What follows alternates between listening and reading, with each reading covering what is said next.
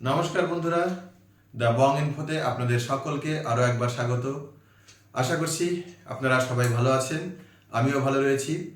আজ সিনেমা এবং বাস্তবতা, তার বাস্তব উদাহরণ নিয়ে একটা আলোচনা করব, কিছু তথ্য আপনাদের সঙ্গে শেয়ার করব।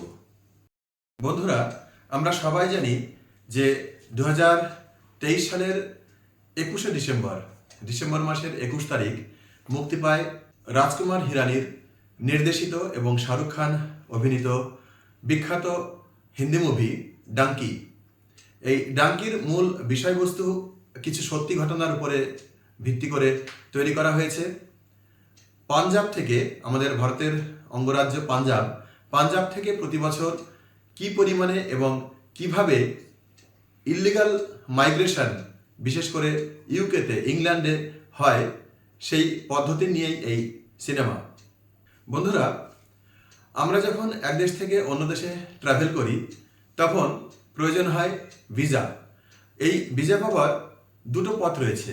প্রথমটা হলো লিগ্যাল পথ, যে পথে এগিয়ে গেলে কোনো টাকা পয়সা তেমন কিছু খরচ হয় না বললেই চলে, এবং আমি বা আপনারা খুব সহজেই সেই নির্দিষ্ট দেশের কিছু ক্রাইটেরিয়া রয়েছে, সেগুলো ফিল আপ করলে সহজেই ভিসা পেয়ে যাব।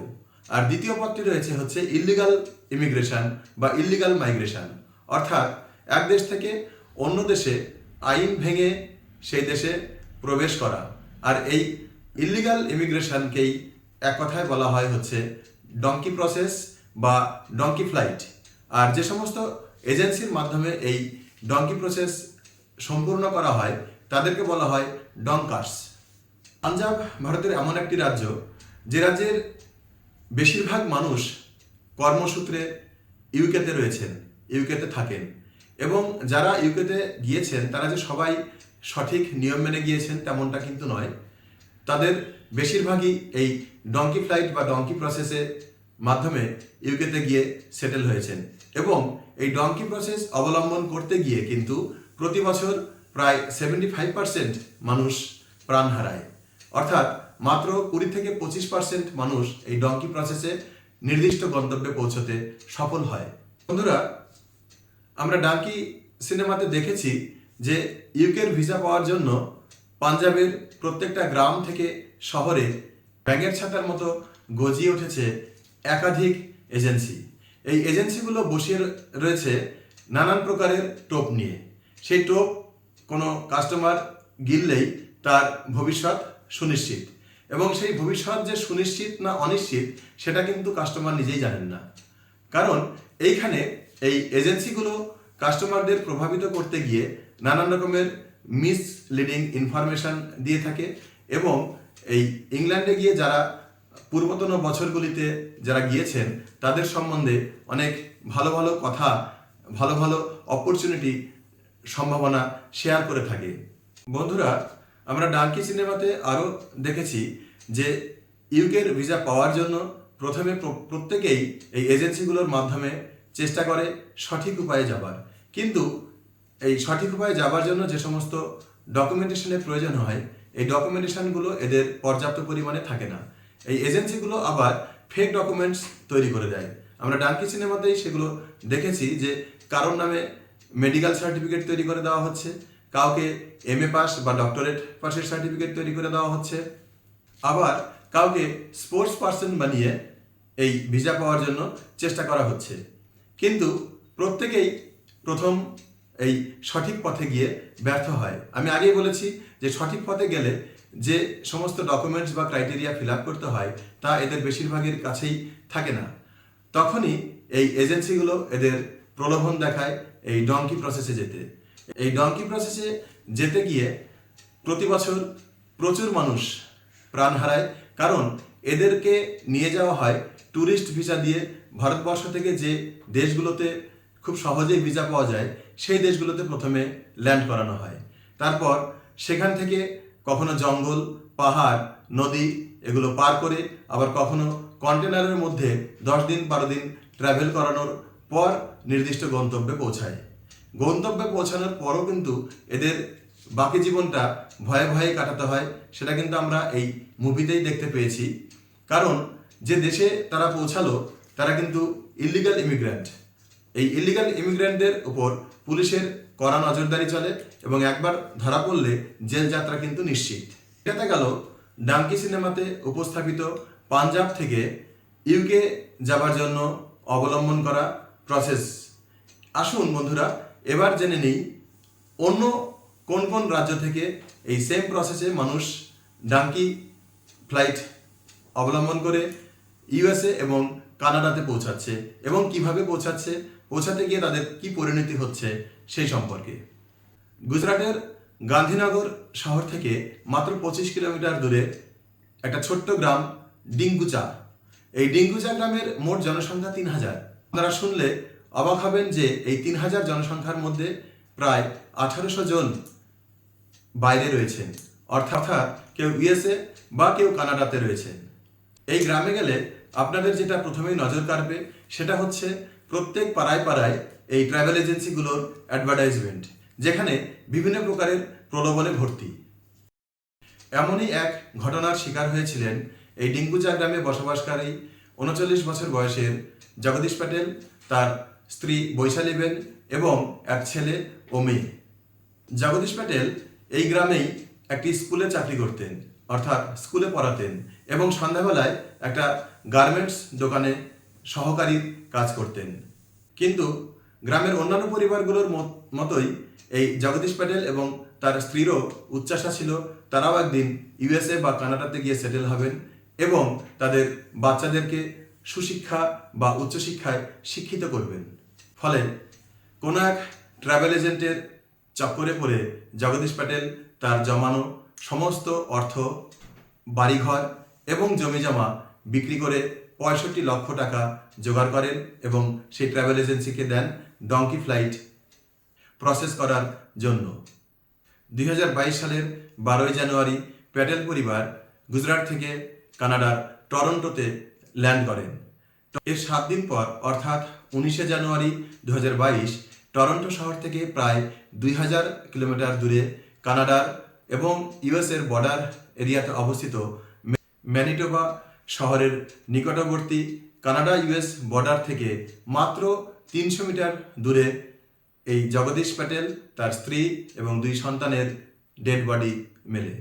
ইউএস এবং কানাডা পুলিশ কনফার্ম করে যে ইউএস কানাডা বর্ডার এরিয়াতে টেম্পারেচার -35 ডিগ্রি সেলসিয়াস থেকে -40 ডিগ্রি সেলসিয়াসের মধ্যে। অত্যধিক ঠান্ডার কারণে এই পুরো প্যাটেল পরিবারের প্রাণহানি ঘটে।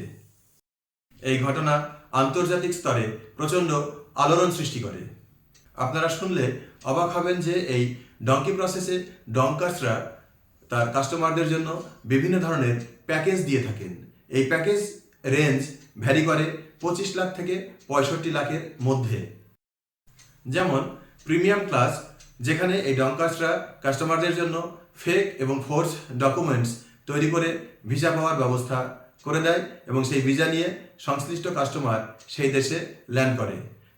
দ্বিতীয় এবং ইকোনমি প্যাকেজ হলো ডঙ্কি ফ্লাইট বা ডঙ্কি প্রসেস। এই প্রসেসে গেলে কোনো ভিসা লাগবে না। ভিসা ছাড়াই কাস্টমারকে এজেন্ট বা দালালের মাধ্যমে কোনো একটা নির্দিষ্ট দেশের বর্ডার এরিয়া পর্যন্ত পৌঁছে ছেড়ে দেওয়া হবে। কাস্টমারকে তার নিজের দায়িত্বে সেই বর্ডার এরিয়া ক্রস করতে হবে। বর্ডার এরিয়া ক্রস করার সময় সংশ্লিষ্ট দেশের বর্ডার পুলিশ ফোর্সের দ্বারা মারা যাওয়ার সম্ভাবনা রয়েছে।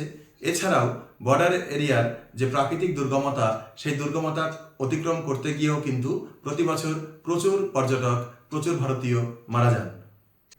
কেউ যদি সাকসেসফুলি ডঙ্কি প্রসেস অথবা ভিসার মাধ্যমে সংশ্লিষ্ট দেশে পৌঁছাতে সমর্থ হন, পৌঁছেই তিনি যেটা প্রথমে করেন, তিনি সেই দেশের পুলিশের কাছে নিজেকে আত্মসমর্পণ করেন। আত্মসমর্পণ করার পর পুলিশ তাকে নিয়ে যায় ডিটেনশন সেন্টারে এবং ডিটেনশন সেন্টার থেকে কিছুদিন পর সেই দেশের পুলিশ তাকে সংশ্লিষ্ট দেশের ইমিগ্রেশন কোর্টে হাজির করে।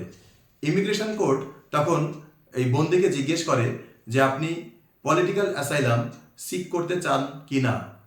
এই পলিটিক্যাল অ্যাসাইলাম কি সে সম্পর্কে একটু জানিয়ে রাখি।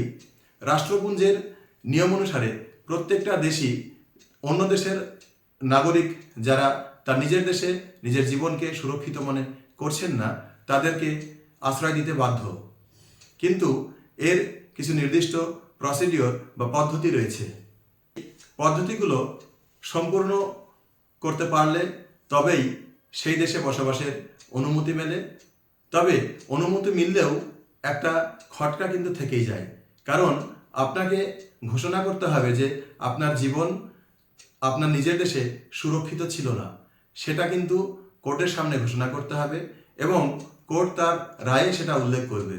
ফলে পরবর্তীতে আপনি চাইলেও কিন্তু আর নিজের দেশে কোনোদিন ফিরতে পারবেন না। যেটা আমরা শাহরুখ খান অভিনীত ডাঙ্কি সিনেমাতে দেখেছি যে তার 3 বন্ধু ইউকে থেকে যখন ফিরতে চেয়েছিলেন তার নিজের দেশ ভারতবর্ষই কিন্তু তাদের ভিসা ডিনাই করে দিয়েছিল, রিজেক্ট করে দিয়েছিল, কারণ তারা ইউকের সিটিজেনশিপ পাওয়ার সময় পলিটিক্যাল অ্যাসাইলামে ইমিগ্রেশন কোর্টের সামনে ডিক্লারেশন দিয়েছিলেন যে ভারতবর্ষ তাদের জন্য সুরক্ষিত নয়।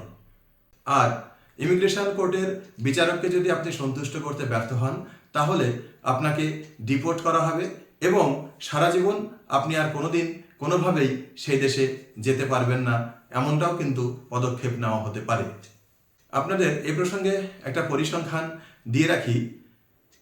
গত বছর অর্থাৎ 2023 সালের সেপ্টেম্বর-অক্টোবর মাস পর্যন্ত এখনও পর্যন্ত আমেরিকায় সবচাইতে বেশি ইলিগাল ইমিগ্রেন্ট রয়েছে ভারত থেকে এখনও পর্যন্ত প্রায় 4.5 লক্ষ ইলিগাল ইমিগ্রেন্ট আমেরিকাতে বসবাস করছে। তাদের মধ্যে কেউ কেউ ইলিগালি, আবার কেউ কেউ ইলিগাল পথে গিয়েও ওই পলিটিক্যাল অ্যাসাইলামের দ্বারা সেখানকার নাগরিকত্ব অর্জন করেছেন।